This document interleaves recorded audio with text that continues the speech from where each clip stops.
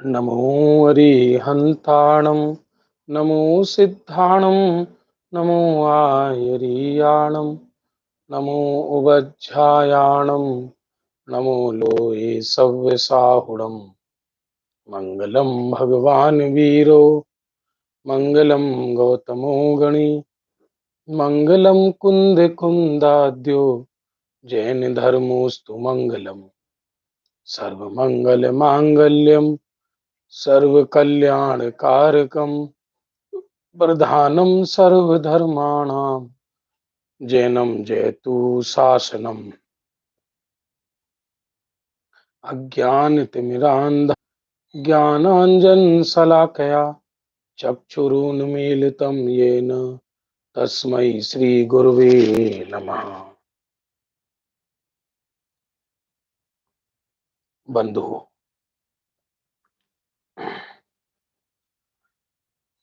संध्याकालीन स्वाध्याय का समय है जिसमें सुदृष्टि तरंगिणी ग्रंथ के माध्यम से कर्म विपाक प्रश्नमाला ये विषय चल रहा है। वृक्ष में जैसा सिंचन किया जाता है फल वैसा मिलता है, इसका हमेशा विचार करके रखना।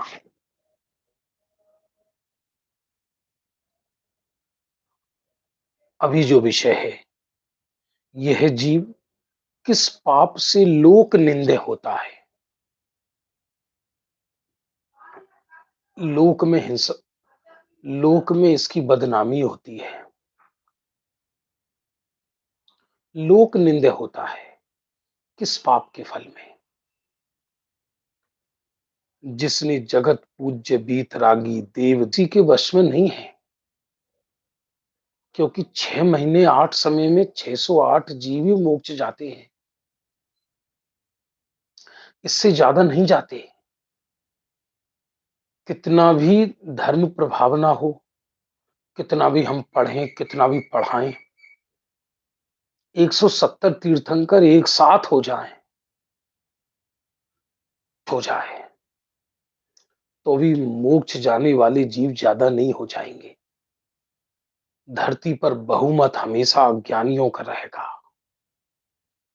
क्योंकि समुद्र खारे जल से ही बड़ा भरा होता है। लवण समुद्र, उसमें कितनी भी मीठी नदियां गिरे, जिन धर्म सरल है उसके लिए, जिसने समझ लिया है, जिसको विश्वास हो गया है।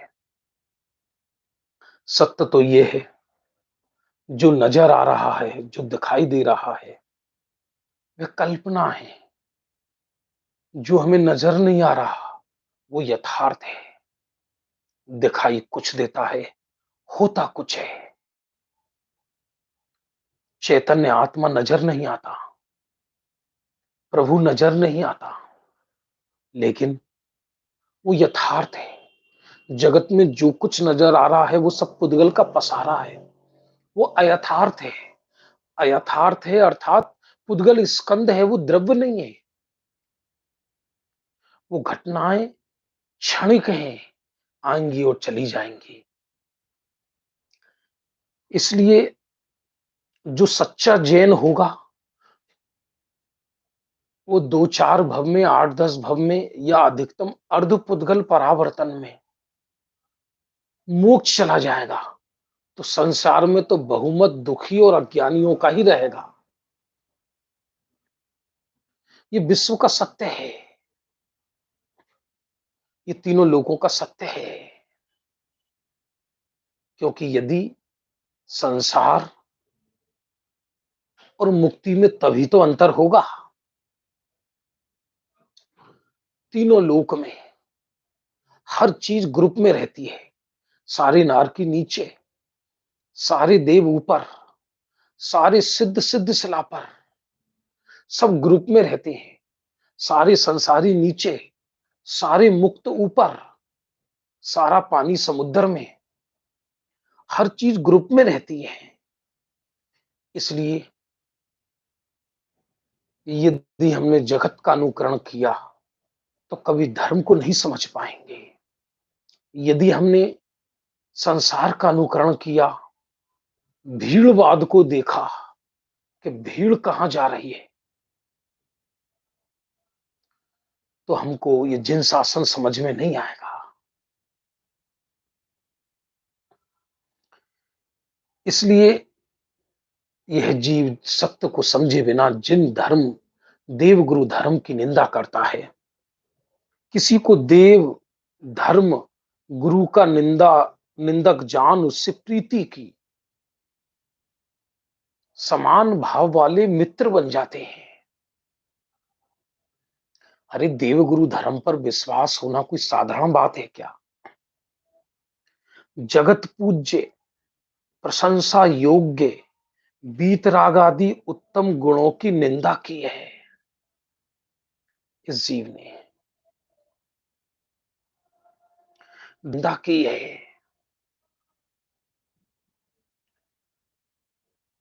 ये काल भी ऐसा है, ये नीति है, याद रखना। धर्मी किसी की नजरों में भा जाए ये जरूरी नहीं है। मैं नीति पढ़ रहा था पद्म पुराण में। इस काल में परस्पर धर्मी ईर्ष्यावश एक दूसरे को डुबाएंगे, ऐसा आया है। धर्मात्मा पुरुषों की निंदा की है, धर्मी की प्रशंसा नहीं भाती है। लोक निंद पुरुषों की संगति पाकर अनेक निंद कार्य किए हैं। लोक निंद पुरुषों की संगति पाकर अनेक निंद कार्य किए हैं शिव ने। अयोग्य भोजन पान किया है, दूसरों पर दोषारोपण किया है, इत्यादि पापों से जीव लोक निंद पद प्राप्त करता है। अधिक शिक्षा में गुण ही गुण है, लेकिन अधिक शिक्षा में विशुद्धि ना हो तो व्यक्ति को दूसरे के दोष निकालने की आदत,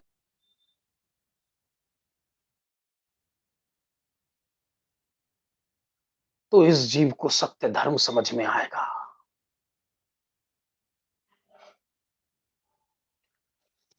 आगे का प्रश्न है बहुत अद्भुत। हे गुरुदेव, इस जीव को किस पाप से पुत्र, स्त्री, माता, पिता, पति आदि इष्ट वस्तु का वियोग होता है? इष्ट का वियोग जिसे कहते हैं। सारी दुनिया में आर्त ध्यान ही तो चलता है, अभी आर्त ध्यान ही तो चल रहे हैं। कल एक दृश्य देखा कि मजदूर मर गए रास्ते में, माएं मर गई, बच्चे उनके ये सोच रहे कि सो रहे हैं ये। ऐसा कौन सा दिन है विश्व में जिस क्यों होता है? जिसने अन्य के पुत्र का हरण किया, उसकी अनुमोदना की, अन्य स्त्री का उसके पति से वियोग कराया, अन्य स्त्री पुरुष का वियोग सुनकर हर्ष पाया,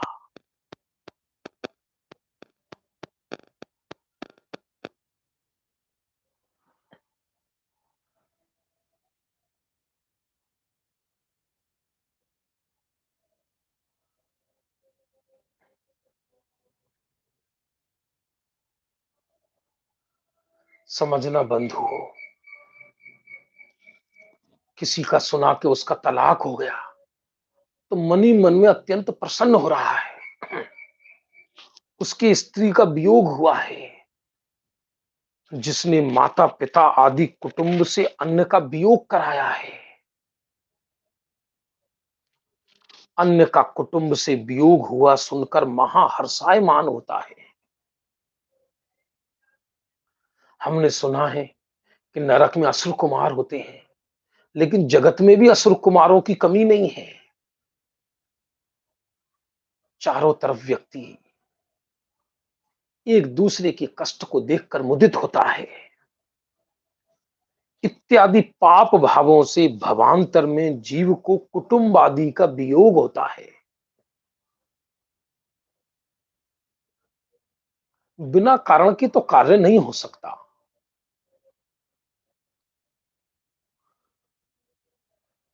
हमको ऐसा लगता है, कई लोग मन ही में ये सोच रहे होंगे, ऐसा कहीं होता होगा क्या?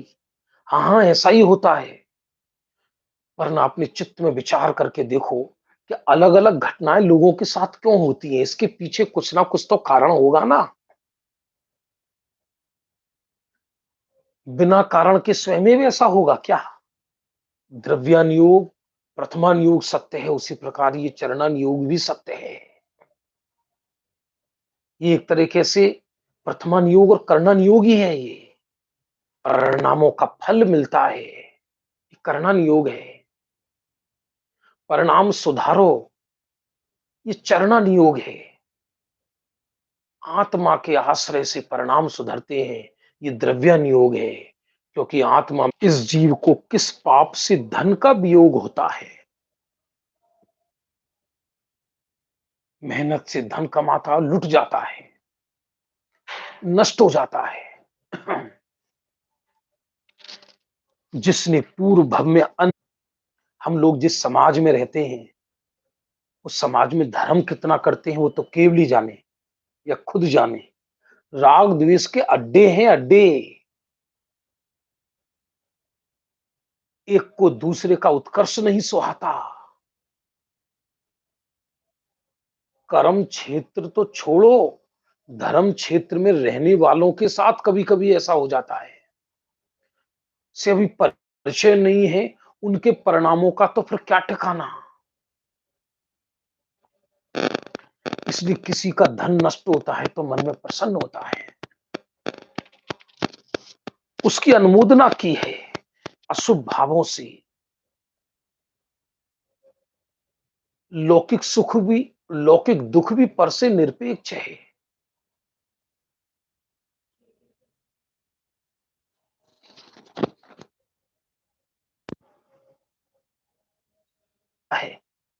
और दुख भी सापेक्ष मिलता है।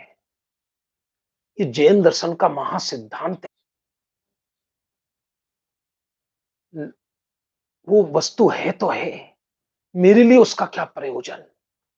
जगत के जीव है तो है, मुझे उससे क्या प्रयोजन।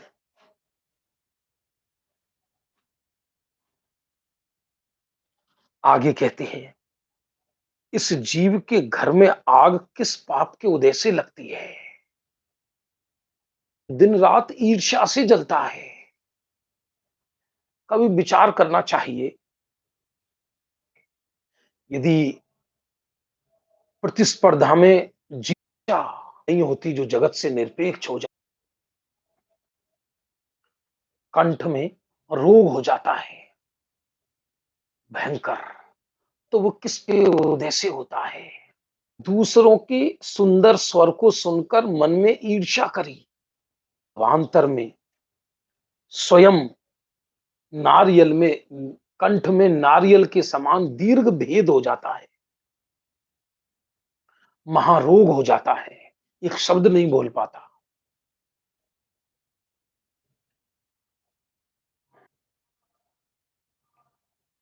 आगे का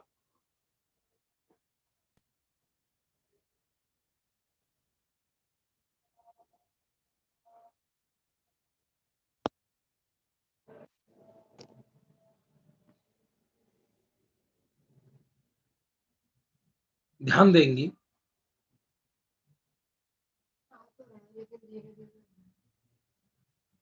अब आगे का प्रश्न देखो, मैंने ये निकाला है। हे गुरु, यह जीव सभी को प्रिय किस पुण्य के उदय से होता है। ये बहुत अच्छा प्रश्न है।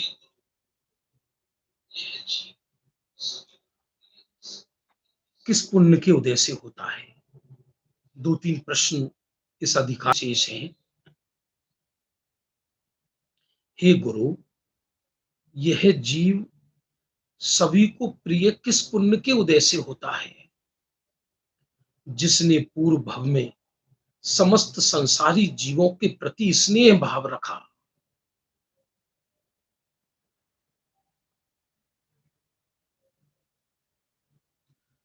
शायद नेटवर्क की कोई दिक्कत होगी, आवाज आपको आ रही होगी, तो आप आवाज सुने शांति से। जिसे पूर्व भव में समस्त संसारी जीवों के प्रति स्नेह रखा है, सबके प्राणी मात्र के प्रति, जिसे देव गुरु धर्म सर्वाधिक प्रिय लगे हैं। प्रश्न है कि सभी यह जीव सभी को प्रिय किस पुण्य के उदय से होता है? जिसने पूर्व भव में चतुर्विध जीव सर्वाधिक प्रिय लगे हैं। मन को ऐसा उदार बनाना चाहिए, मन को ऐसा उदार बनाना चाहिए कि हमको ऐसा किसी को भी देखकर मन में अदेखा भाव नहीं होना चाहिए। धर्म क्षेत्र में सब तीर्थंकर और कर्म क्षेत्र में सब चक्रवर्ती बने, अच्छा है ना? इसमें क्या प्रॉब्लम है? मेरे साथी को केवल ज्ञान हो जाए और उसके चरणों में बैठकर मैं भी केवल ज्ञान कर लूंगा, क्या समस्या है इसमें? इसलिए जिसने गुणी जनों के प्रति स्नेह व्यक्त किया है, दीन दरिद्री दुखित भुखित चिंता सागर में पड़े महादुखी जीवों को देखकर दया भाव पूर्वक उन्हें स्नेह सहित विश्वास उत्पन्न कर सुखी किया है।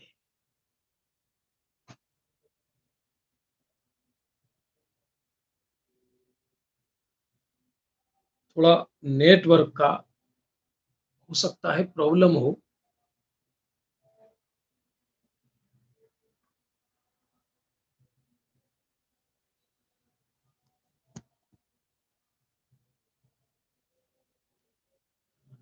सबको देखकर प्रसन्न होता है, अत्यंत प्रसन्न होता है जीव। सब प्राणी सुखी रहे, ये भावना भाता है। इत्यादि शुभ भावों से जीव भवांतर में सभी को सुखदाई और परम प्रिय होता है।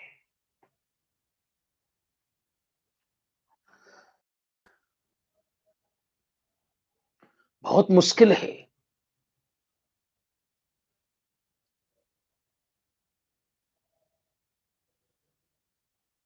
जरा ध्यान पूर्वक समझना, जब हम धर्मी नहीं थे तब हमें धर्म ग्रहण करने की बहुत इच्छा थी, और जब धर्म क्षेत्र में आए तो मन में ऐसे भाव आने लगते हैं। कभी कभी धर्म क्षेत्र में भी ईर्ष्याएं हो जाती हैं। धर्मी को धर्मी से प्रेम नहीं रहता, वो सच्चा धर्मी नहीं है। जबकि होना क्या चाहिए कि धर्मी को धर्मी से देखकर प्रेम उमड़ना चाहिए। ऐसे जीव सबका प्रिय होता है। हे गुरुनाथ जी, आगे का प्रश्न है, इस जीव के घर में किस पुण्य से सदैव मंगल होते हैं? जो पूर्व भव में तीर्थंकर के पंच कल्याणक देखकर सुनकर हर्षित हुआ है। किसी किसी के घर में सदा मंगल रहते हैं, यह लौकिक मंगल की चर्चा चल रही है। आनंद मंगल रहते हैं, धर्म की रुचि रहती है, घर सरवार सिद्धि जैसा होता है। हम सबको अपना नारा बदलना चाहिए। हम मोक्षवाद में जाएंगे, पहले अपने घर को सरवार सिद्धि बनाएंगे। घर तो नरक हो रहे हैं और मंदिर में हम धर्म करना चाहते हैं, वो आर्टिफिशियल धर्म है। यदि परिणामों में हमारी शांति नहीं, समता नहीं, परिणामों में सुधार नहीं, तो वो धर्म हमारा किसी काम का नहीं, वो आर्टिफिशियल है। मुझे बहुत कुछ याद है, लेकिन वो याद करना मेरे अभिमान का कारण बन जाए, तो वो उल्टा अभिमान के फल में नरक गति जाएगा जी। इसलिए सत्य तो ये है, जिन धर्म की आराधना करना सीखे हम लोग, तो जो पूर्व भव में तीर्थंकर के पंच कल्याणक देखकर सुनकर हर्षित हुआ है, जिन पूजा जिन प्रतिष्ठा आदि मंगलाचार में उत्सव देखकर अनुमोदना की है, पुण्योदय से किसी के घर में मंगलाचार गाजते बाजते देखकर हर्षित हुआ है,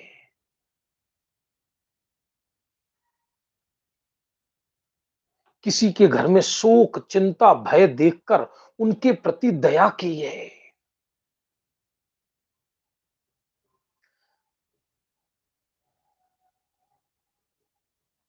सत्य तो यह है, चारों गति में कष्ट ही कष्ट है।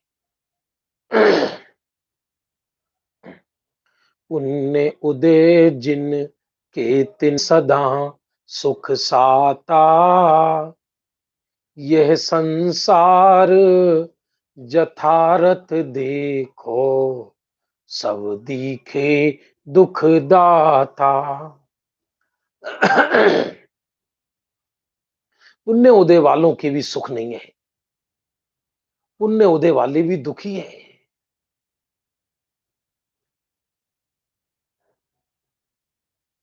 यदि पुण्य के फल को भोगेगा तो एक इंद्री बनता है, पुण्य के फल का भेद विज्ञान करेगा तो ज्ञानी बनता है, पुण्य के फल का एक देश त्याग बनेगा तो है, और पुण्य का फल का अत्यंत अभाव हो जाएगा तो सिद्ध भगवान बनता है।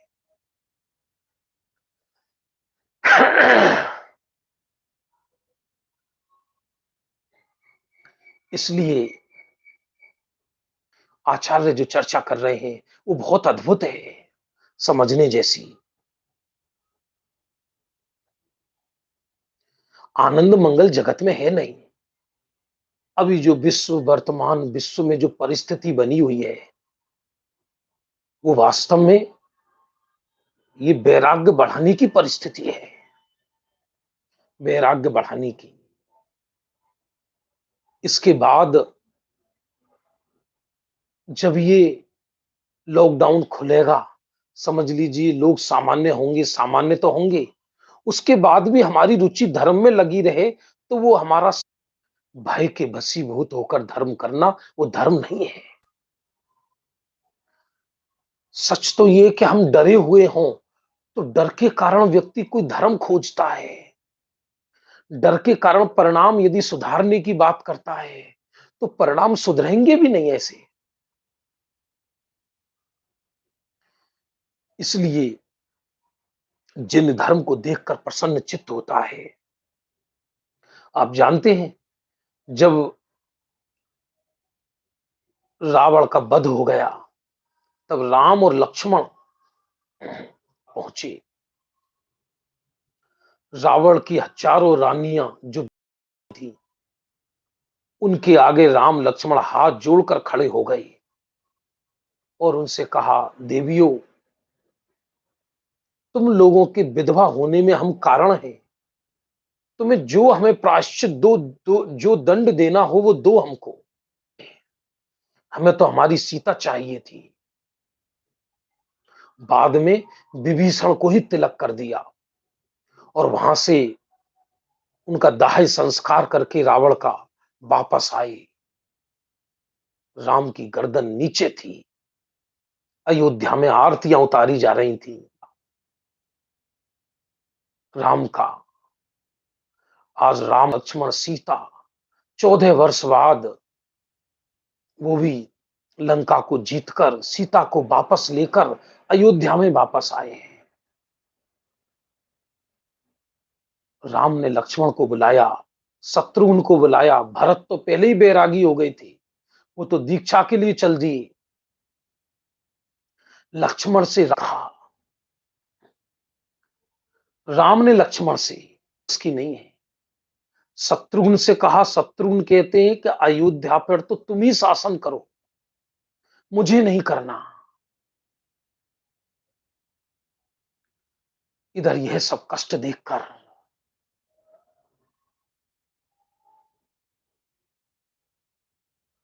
रामचंद्र जी तो शासन करना चाहते ही नहीं थे।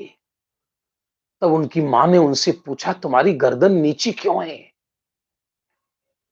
तब राम ने कहा, माताओं, मुझे रावण की रानियों का रुदन नजर आ रहा है। मैं जगत से थक गया हूं। मुझे अब इस शासन पर बैठने की इच्छा कतई नहीं है।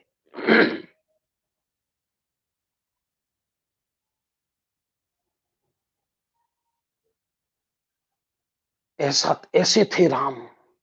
इसलिए सच बात तो यह है कि ज्ञानी जीव जगत के हर जीव को देखकर अत्यंत विरुद्ध जीव है, यदि कोई विरोधी जीव है उसे देखकर माध्यस्थ भाव रखते हैं।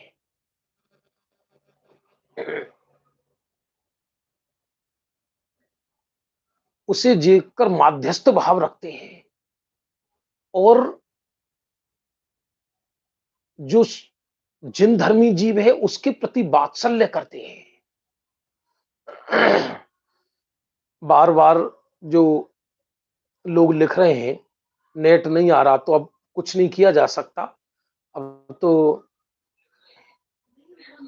हमारे यहाँ तो नेट आ रहा है अभी, और दूसरी डिवाइस पर प्रवचन क्लियर आ रहा है। जैसा है वैसा स्वीकार करें।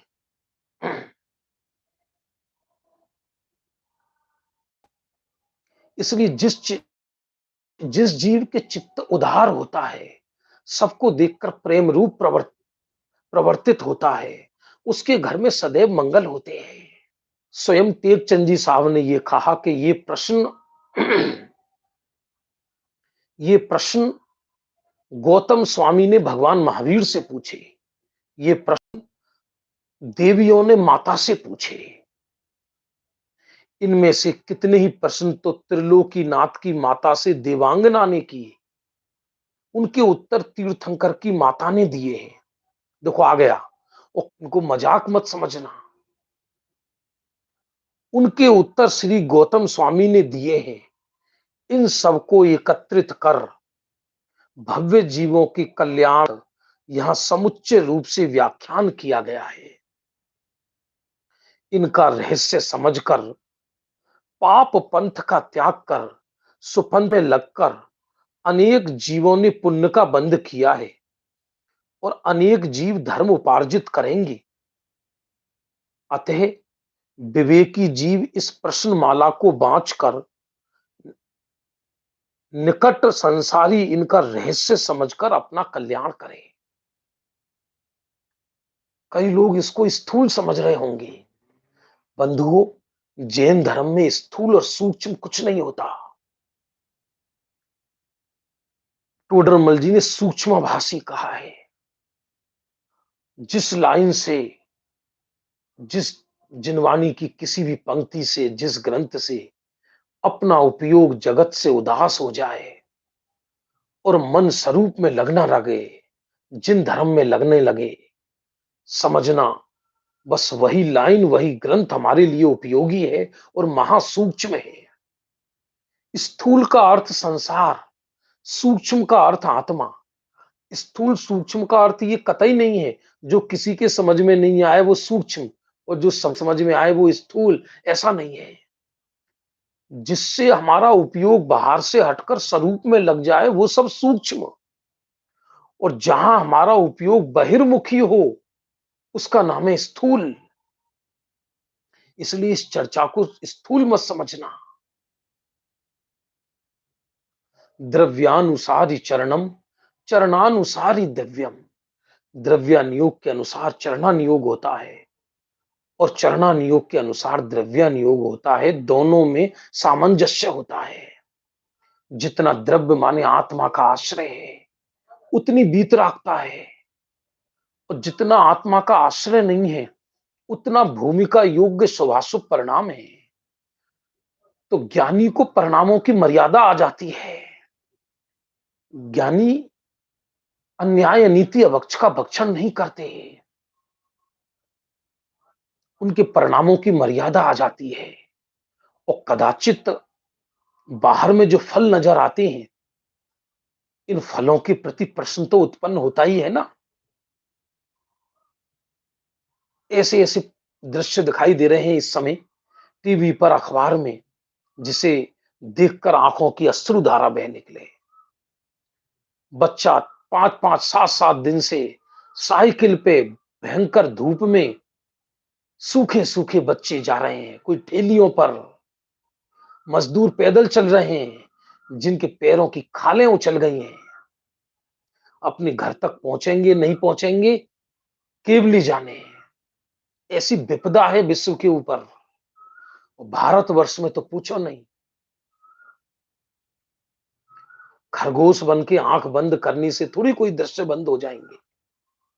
इसलिए बाहर के दृश्य, ये सब वैराग्य प्रेरक हैं, वैराग्य बढ़ाने वाले। क्योंकि कुछ तो किया है हम सबने, जिसके कारण ऐसा हुआ है। हाँ, अब इस उदय के काल में उदय से भिन्न अपनी शुद्धात्मा को पहचाने। प्रश्न है, क्या कर्म का उदय में परिणाम वैसे ही हो, ये जरूरी है क्या? दो तरह की बात है। आघातीय कर्म के उदय को कोई भी नहीं टाल सकता, इवन तीर्थंकर भी नहीं टाल सकते आघातीय कर्मों का। तो पारसनाथ के ऊपर भी पत्थर पड़ने थे तो पड़े, भले ही बाद में केवल ज्ञान हुआ और समवसरण की रचना हुई। ये भी कितना आश्चर्य है। अंतर मुहूर्त पहले पत्थर पड़ रहे हैं और अंतर मुहूर्त बाद समवसरण की रचना हो रही है।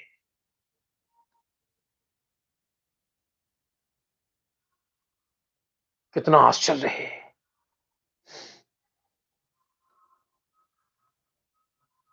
वही आदिनाथ, वही आदिनाथ जिनके समवसरण में 100-100 इंद्र आएंगे और वो 6 महीने आहार के लिए घूम रहे हैं।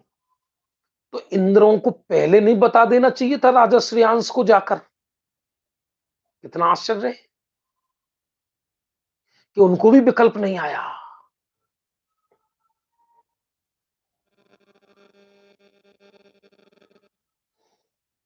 इसलिए एक एक परिणाम का फल अवश्य प्राप्त होता है।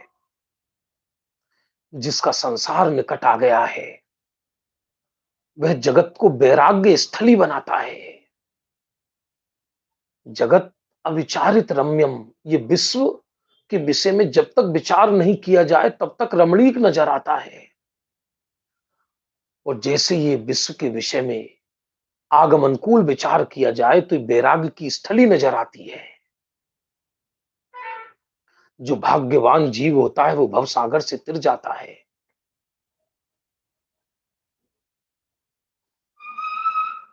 निकट संसारी इनका रहस्य समझकर अपना कल्याण करें। इस प्रश्नमाला को धारण कर समापन की ओर है ये अधिकार। भव्य जीव भव भव में सुखी होते हैं। टोडरमल जी ने लिखा, दूसरों के ही परिणाम देखकर कसाई मत होना, अपने परिणाम सुधरने बिगड़ने का डर रखना। कभी कभी एक बात मन में आती है, हम धर्म क्षेत्र में आए अपनी कसायों को कम करने के लिए। हमको विकल्प होता है, और जब हम मोहल्लों में रहते थे, धर्म के विषय में ज्यादा कुछ नहीं जानते थे, तब हमारी राग द्वेष एक मोहल्ले तक सीमित थी। और अब हम धर्म क्षेत्र में आ गए तो हमारे राग द्वेष की मर्यादा थोड़ी कम होनी चाहिए थी।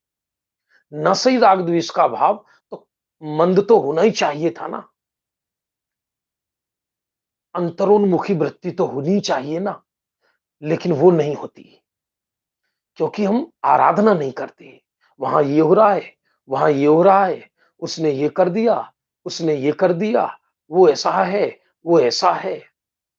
एक दूसरे की टांग खींचने में हम धर्म समझते हैं। दो सूत्र हैं, ध्यान देना, आत्म कल्याण के बहुत अद्भुत। वो व्यक्ति इस काल में आत्म कल्याण कर सकता है जो दूसरों के लिए बहरा हो जाए, अंधा हो जाए। एक बात, क्योंकि इस काल में तो दोषी दोष तो नजर आएंगे ही, क्योंकि कली काल में जन्म लिया है। सर्वथा निर्दोष होता तो इस काल में जन्म क्यों लेता? सम्यक दर्शन तो इस काल में लेकर आता नहीं जी। सम्यक दर्शन नया पैदा करता है। और दूसरा, जीते जी मरना सीखो। आप कहोगे कैसी बातें कर, तो वैसे ही मरे जा रहे हैं और आप कह रहे हो जीते जी मरना सीखो। इसका अर्थ क्या? जगत के लिए, ऐसा मानो हम जगत के लिए मर गए। जब ये देह छूट जाएगा हमारा, तब भी तो घर चलेगा नहीं चलेगा, दुकान मकान चलेंगे नहीं चलेंगे। अपने अपने कलेजे से मिलकर पूछो अपने आप से। आज 2-2 महीने से लोग घर में बैठे हैं।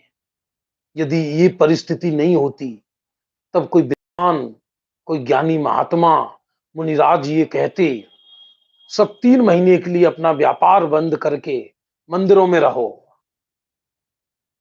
हाथ उठाने की जरूरत नहीं, मन ही मन में सोचो कितने लोग तैयार होते। सब लोग उत्तर देते, महाराज तुम तो महाराज हो, हमें तो बाल बच्चे पालना है। अभी भी बाल बच्चे पल रहे हैं नहीं पल रहे? लोग जी रहे नहीं जी रहे? अरे नरक में भी जी लेता है व्यक्ति, नरक में भी बोलो जीता है नहीं जीता है? भीषण प्रतिकूलताओं के काल में नरक में जीव जीता है। ओहो, 7वें नरक की भीषण सर्दी, 5वें नरक तक भीषण गर्मी, और एक एक रोम में रोगी रोग और चीड़म फाड़। ऐसी महाप्रतिकूल परिस्थिति में जीव बाहर से दृष्टि हटाकर स्वरूप पे दृष्टि करके सम्यक दर्शन कर लेता है। ध्यान देना, अनुकूलता धर्म में कारण नहीं है और प्रतिकूलता अधर्म में कारण नहीं है। यदि प्रतिकूलता में सर्वथा अधर्म होता हो, प्रतिकूलता में, तो नरक में सम्यक दर्शन नहीं होना चाहिए था। और यदि अनुकूलता में धर्म होता हो, अनुकूलता में यदि धर्म होता हो, तो दो दो चक्रवर्ती मर के नरक क्यों चले गए? इसलिए बंधुओं, अनुकूलताएं खोजने की कोशिश मत करो, प्रतिकूलताएं हटाने की कोशिश मत करो। जिन्हें आप प्रतिकूलता कह रहे हो, ज्ञानी उसे ज्ञान का ज्ञेय कहते हैं। जिसे हम अनुकूलता कह रहे हैं, ज्ञानी उसे ज्ञान का ज्ञेय कहते हैं। प्रतिकूल कहो अनुकूल कहो, ये झूठी मन की वृत्ति है। सत्य तो यह है, विश्व के हर दृश्य को देखने वाला में ज्ञायक परमात्मा है। वो पुण्य पाप की भट्टी में भी आत्म कल्याण कर लेते हैं। इसलिए ये प्रश्न माला को जो भव्य जीव धारण करेगा, वो भव भव में सुखी होगा। जिन आज्ञा रूपी सूत्र में सुकवि की बुद्धि रूपी सुई द्वारा सुगुरु के वचन रूपी फूलों को गूंथ कर ये माला बनाई है। ये साधारण प्रश्न मत समझना। इस माला को मोक्ष रमणी के दूल्हा स्वरूप निकट भव्य प्रसन्न होकर अपने हृदय में पहनो। इस तरह से ये 125 प्रश्न करीब 25 दिनों में यहां पूरे हुए हैं। आज आप सबके पास इसकी पीडीएफ है, ग्रंथ है। आप इसको घर में अवश्य पढ़ना। आज इस सुदृष्टि तरंगिणी का 29वां अधिकार पूर्ण होता है, जो महावैराग्यदायक है, जीव को मोक्ष मार्ग में लगाने वाला है। हम सब मोक्ष मार्ग में लगे, ऐसी भावना है। कल से विषय परिवर्तित हो रहा है। आप विगत 2-3 दिन से सुन ही रहे हैं कि